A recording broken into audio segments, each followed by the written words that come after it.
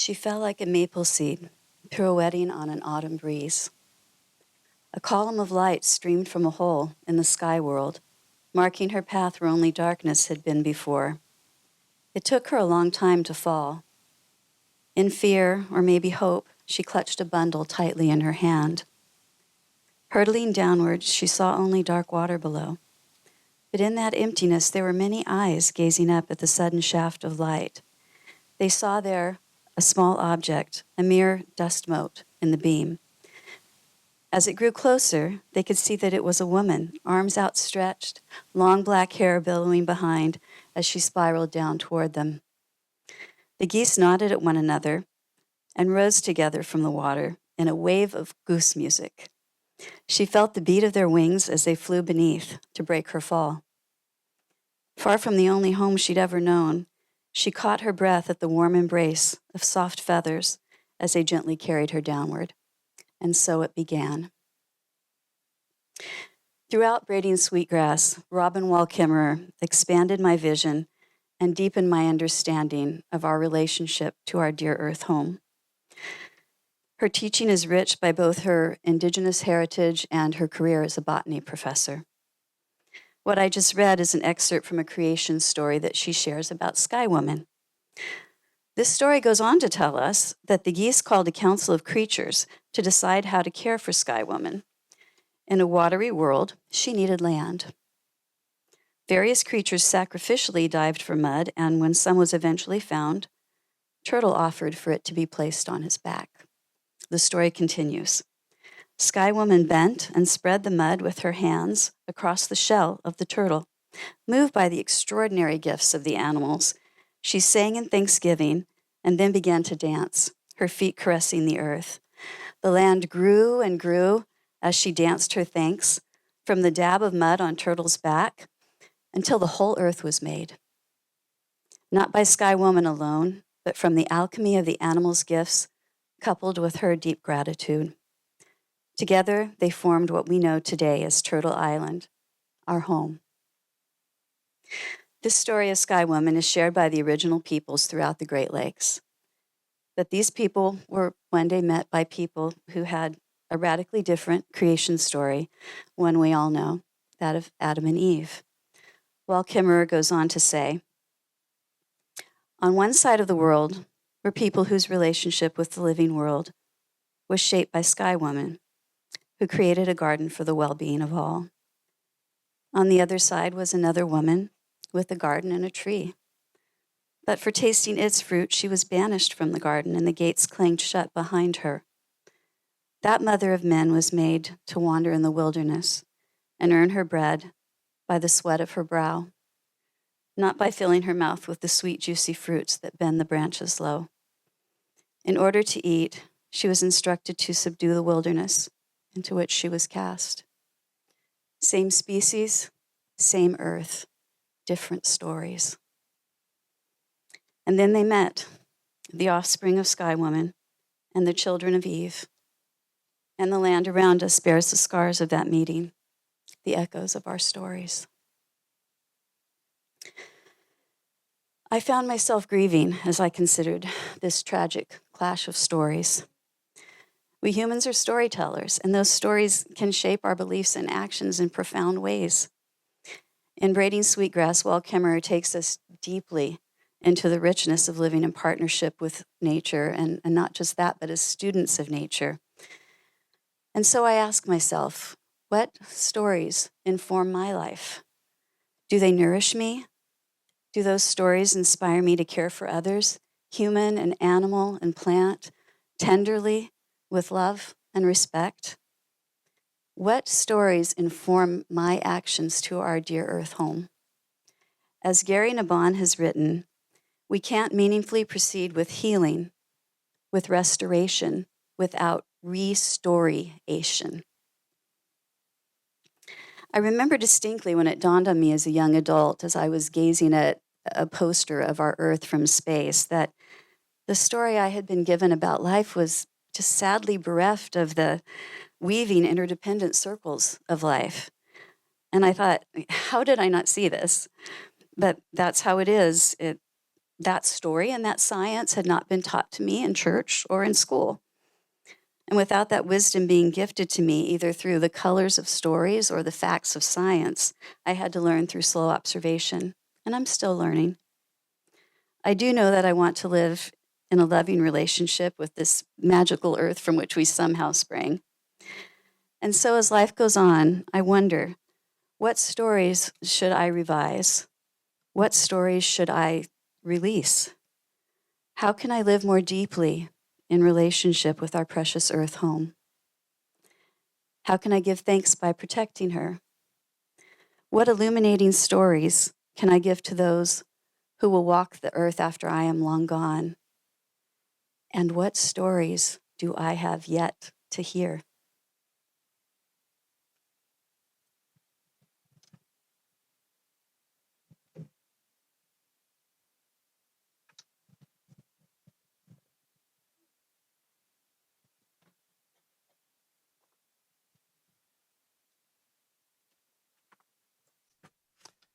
Hi, I'm Venessa Otto. I found reading this book a very enlightening and moving experience. And the chapter that I would like to share with you is the chapter wherein the author visited an Onondaga tribal school, and she observed the children in their opening exercises at the beginning of the day. Instead of pledging allegiance to a flag, they read a long poem of gratitude and respect for the earth. There's several versions of this that exist, and in fact, you'll hear another one a little later. This is the Mohawk version of the poem, and there's a part for you. At the end of each verse, we say, "Now our minds are one." You would like to practice? Now our minds are one. Today we have gathered and we see that the cycles of life continue. Oh, I forgot to say, the children took turns. So say the third grade thanked the plants, and the fourth grade thanked the fish, and the older children thanked the sun and the moon and the stars. I only have time to read a part of it because it's quite long, but you should know that there's everything is covered in the whole address. Today we have gathered and we see that the cycles of life continue.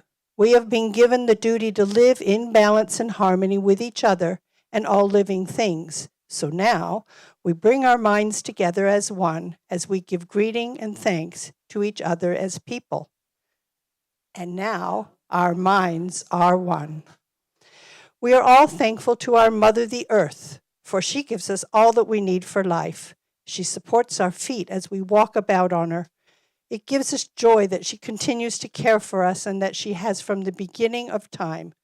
To our Mother, we send greetings and thanks. And now our minds are one. We give thanks to all the waters of the world for quenching our thirst and providing us with strength. Water is life. We know its power in many forms: waterfalls and rain, mists and streams, rivers and oceans. With one mind, we send greetings and thanks to the Spirit of water. And now our minds are one. We turn our minds to all the fish life in the water. They are instructed to cleanse and purify the water. They also give themselves to us as food. We are grateful that we can still find pure water. So we turn now to the fish and send our greetings and thanks. And now our minds are one. Now we turn toward the vast fields of plant life. As far as the eye can see, the plants grow, working many wonders. They sustain many life forms. With our minds gathered together, we give thanks and look forward to seeing plant life for many generations to come. And now our minds are one. With one mind, we turn to honor and thank all the food plants that we harvest from the garden. Since the beginning of time, the grains, vegetables, beans, and berries have helped the people survive. Many other living things draw strength from them too. We gather all the plant foods together as one and send them a greeting of thanks. And now our minds are one. I'm going to skip to the end, not telling you about the animals, the trees, the birds, the winds, the thunderers, the sun, the moon, and the stars, and come down to the enlightened teachers. We gather our minds to greet and thank the enlightened teachers who have come to help throughout the ages. When we forget how to live in harmony, they remind us of the way we are instructed to live as people. With one mind, we send greetings and thanks to these caring teachers. And now our minds are one. Finally, we turn our thoughts to the Creator, or Great Spirit, and send greetings and thanks for all the gifts of creation. Everything we need to live a good life is here on this Mother Earth. For all the love that is still around us, we gather our minds together as one and send our choicest words of greetings and thanks to the Creator. And now, our minds are one. Just think, if every child in America, in the world, started their day with these thoughts, what a different place we'd be in.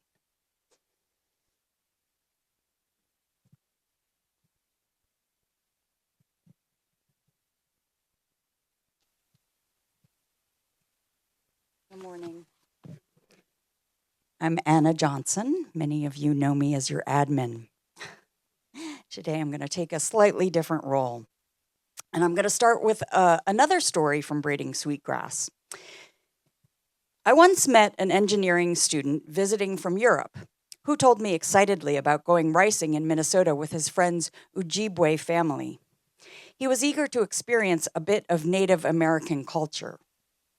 They were on the lake by dawn, and all day long they poled through the rice beds, knocking the ripe seed into the canoe. It didn't take long to collect quite a bit, he reported, but it's not very efficient. At least half of the rice just falls into the water, and they don't even seem to care. It's wasted. As a gesture of thanks to his hosts, a traditional ricing family, he offered to design a grain capture system that could be attached to the gunnels of the canoe. He sketched it out for them, showing how his technique could get 85% more rice. His hosts listened respectfully and then said, "Yes, we could get more that way, but it's got to seed itself for next year. And what we leave behind is not wasted. You know, we're not the only ones who like rice. Do you think the ducks would stop here if we took it all?" Our teachings tell us to never take more than half. Robin Wall Kimmerer is an expert storyteller, weaving language, ideas, perspectives, and lessons together gracefully. But what strikes me most about her storytelling is the generosity of her writing. Each story occurs like an invitation into her world, an invitation to see Mother Earth the way Wall Kimmerer sees her. As an Indigenous woman, she could approach the material with anger and frustration about the Western worldview of domination and the harm it has done to the bounty of Mother Earth. She would be within her rights, but she resists this sort of righteous pulling apart. Instead, she writes about her love for our planet and its inhabitants. Her reverence and respect shine through, as do her heartbreak and sorrow. But still, she envisions a future that looks both forward as well as back. She imagines a fictional interaction between Nanabojo, or first man, tasked with observing and naming all living things, and his Western counterpart, Linnaeus, the Swedish botanist and zoologist. Here she describes them as kindred spirits. They're both so enthusiastic, pointing out the beautiful leaf shapes, the incomparable flowers. Linnaeus explains his Systema Naturae, a scheme designed to show the ways in which all things are related. Nana Bojo nods enthusiastically. Yes, that is also our way. We say we are all related. He explains that there was a time when all beings spoke the same language and could understand one another, so all of creation knew each other's names. Linnaeus looks wistful about that. I ended up having to translate everything into Latin, he says, of binomial nomenclature. We lost any other common language long ago. Linnaeus lends Nana Bojo his magnifying glass so he can see the tiny floral parts. Nana Bojo gives Linnaeus a song so he can see their spirits. And neither of them are lonely. Rather than harp on differences and points of contention, Wall Kimmerer chooses instead to focus on the precious common ground that we all inhabit together and our resulting relationships.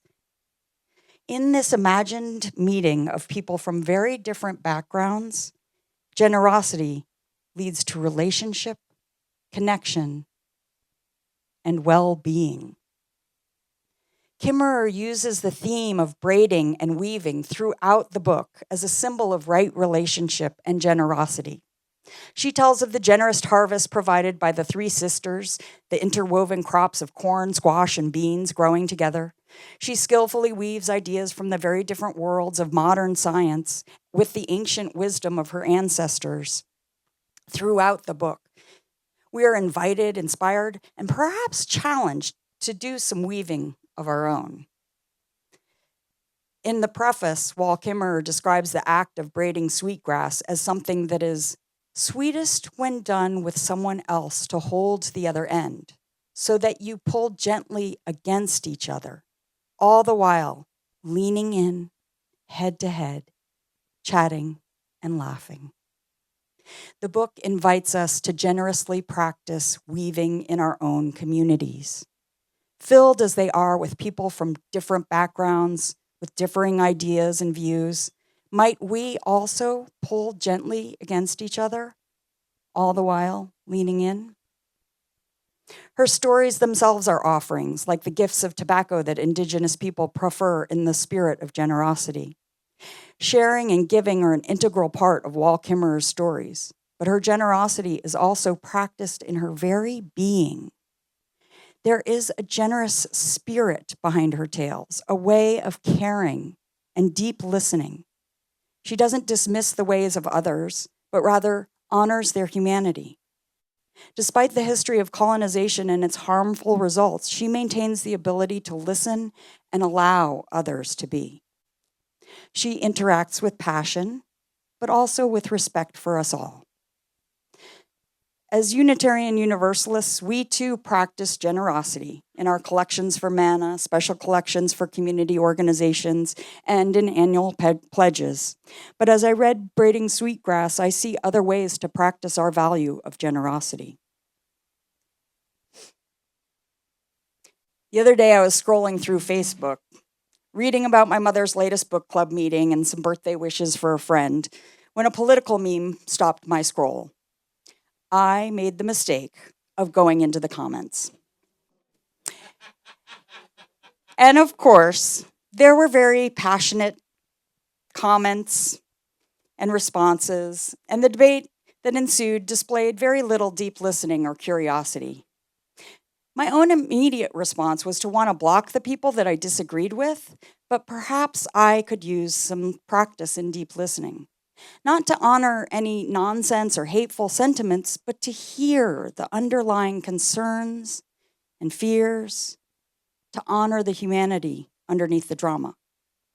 I could listen to hear and acknowledge that our world is suffering in a multitude of ways, and perhaps I can find ways to be in this world that promote well-being and honor our connections.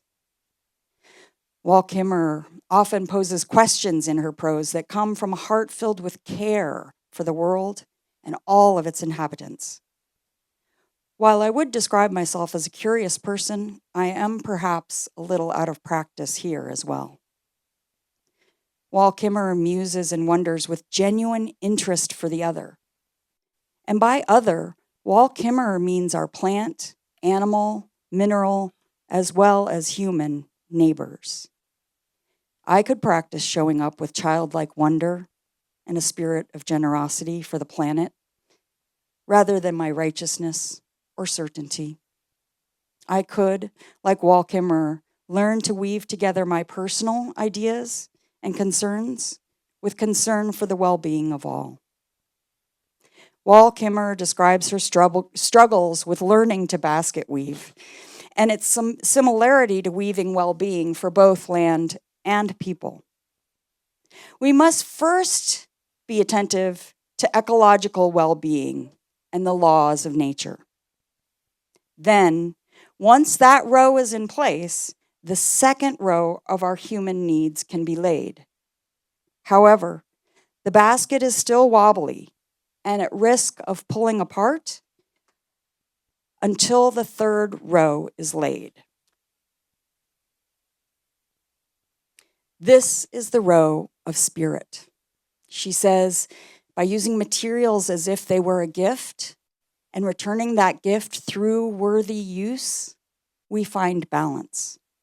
And she goes on to say, the 3 rows represent recognition that our lives depend on one another. Human needs being only one row in the basket that must hold us all. Wall Kimmerer's recognition that we are all in the same basket is the source of her generous spirit. By giving to others, whether those others are fellow humans, flora, fauna, or Mother Earth, by giving of our time, resources, deep listening, respect, grace, curiosity, care, and compassion, we contribute to the weaving of the basket in which we all live.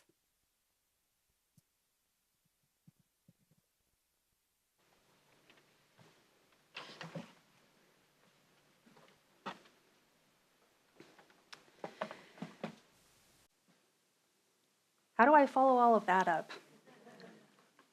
Brilliant. Thank you. As Unitarian Universalists, we often speak of the interconnected web of life of which we are all a part. A plink on the web over here creates a vibration that can be felt here, here, and here. Truthfully, the vibration can be felt everywhere. So consider. A teacher gives their students packets of seeds.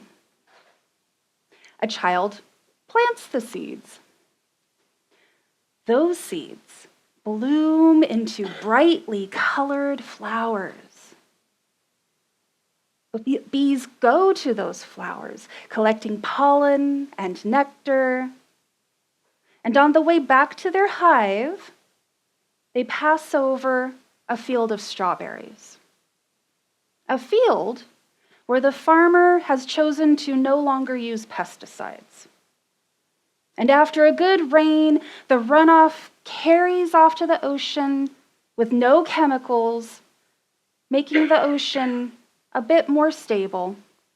Stable enough that the algae begins to grow and thrive. And that algae creates more life-sustaining oxygen. Oxygen that fills the lungs of a teacher so that they may have the energy and brain power to keep up with some very busy students. People, animals, insects, plants, trees, on the land, in the oceans, soaring above us in the air, we are all connected. We need each other. Yes? Yes, we need each other. When we take time to notice that web, to protect it, to care for it, the web will protect and care for us. We've heard of reciprocity today, and gratitude, and generosity. The inspirations that encourage us all to cultivate these relationships. And there are inspirations that are yours, and there are inspirations beyond this. And what those inspirations are yours and yours alone. Where does that relationship with the earth begin? Where will this relationship take you? Whatever stories have been created, whatever has yet to be written, I hope you truly listen and nurture this incredible gift we've all been given.